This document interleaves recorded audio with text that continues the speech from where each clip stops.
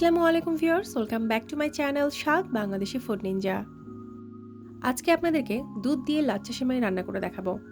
তো সেই জন্য আমি এখানে নিচ্ছি অল্প একটু পানি আর এখানে অ্যাড করে দিলাম 1 লিটার গরুর দুধ।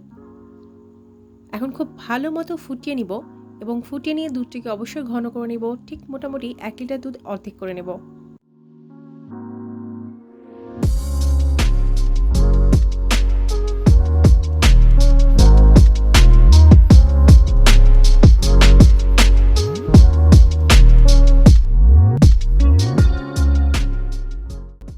দুধ ভালো মতো ফুটে ওঠার পর এখানে অ্যাড করে দিলাম 1/4 কাপ গুঁড়ো দুধ।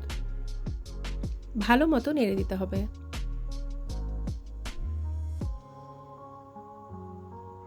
আরও অ্যাড করে দিলাম 3টা এলাচ, 1টা দারচিনি আর 1টি তেজপাতা। আপনারা কিন্তু এখানে চাইলে গুঁড়ো দুধের পরিমাণটা একটু বাড়িয়ে দিতে পারেন।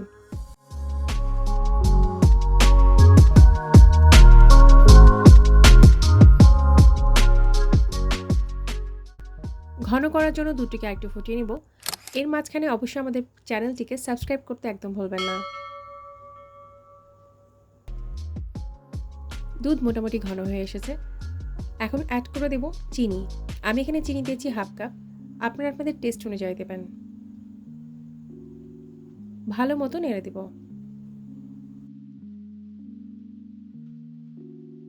দুধটি চুলা থেকে নামিয়ে নেওয়ার আগে অবশ্যই গরম মশলাগুলো ছেঁকে ফেলে দেবেন।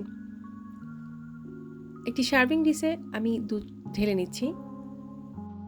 আমি কিন্তু দুধটা নামানোর আগে কিশমিশ অ্যাড করেছিলাম, যেটা আপনাদেরকে ভিডিওতে দেখাতে পারি নাই। তো যারা কিশমিশ পছন্দ করেন তারা ঠিক দুধ নামানোর আগে দিয়ে দেবেন। খুব গরম দুধে কিন্তু সেমাই দেওয়া যাবে না, কারণ সেমাই কিন্তু খুব গরম দুধে দিলে একদম বেশি গলে যায়। তো আমি দুধটা এক সাইডে রেখে দিয়েছি। এখন আমি চলে আসলাম লাচ্চা সেমাইটা ফ্রাই করার জন্য। আমি এখানে লাচ্চা সেমাই নিয়েছি আমাদের এখানে লোকাল যেটা পাওয়া যায় সেটা, এবং এটা কিন্তু ঘি দিয়ে ভাজা। এখন লাচ্চা সেমাইটা আমি খুব ভালো মতো ভেজে নেব। লাচ্চা সেমাই ভাজার সময় কিন্তু খেয়াল রাখতে হবে চুলার ফ্লেমটা যেন একদম লোতে থাকে এবং ফ্রিকোয়েন্টলি নাড়তে হবে যেন পুড়ে না যায়।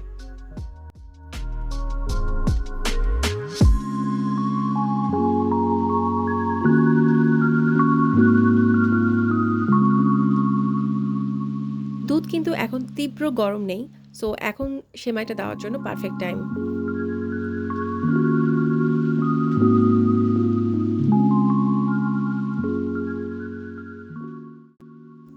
সবসময় দুধটা আগে জাল দিয়ে নেবেন এবং পরে সেমাই ভাজবেন। এতে কি হবে, দুধের যে টেম্পারেচারটা ওটা অনেকটা একটু কমে আসবে, কারণ একদম গরম দুধে সেমাই দিলে কিন্তু সেমাই একদম গলে যায়।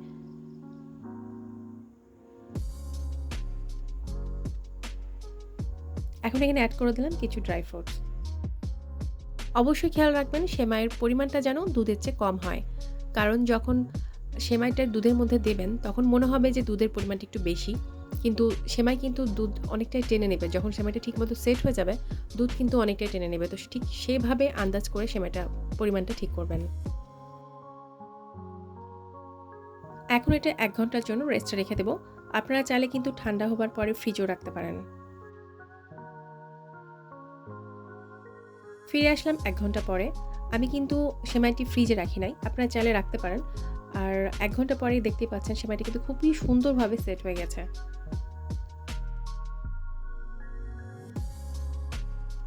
আপনাদেরকে আমি একটু কাট করে দেখাচ্ছি। দেখতেই পাচ্ছেন সেমাইটি খুব সুন্দরভাবে সেট হয়ে গেছে। এখন খাবার জন্য একদম রেডি। আশা করব আপনাদের এই রেসিপিটি ভালো লেগেছে। আর ঠিক আমি যেভাবে রেসিপিটি দেখিয়েছি সেভাবে বাসায় ট্রাই করে দেখবেন। অবশ্যই আপনাদের ভালো লাগবে। তো নেক্সটে আবার দেখা হবে নতুন কোনো রেসিপি নিয়ে। সে পর্যন্ত ভালো থাকবেন। আল্লাহ হাফেজ।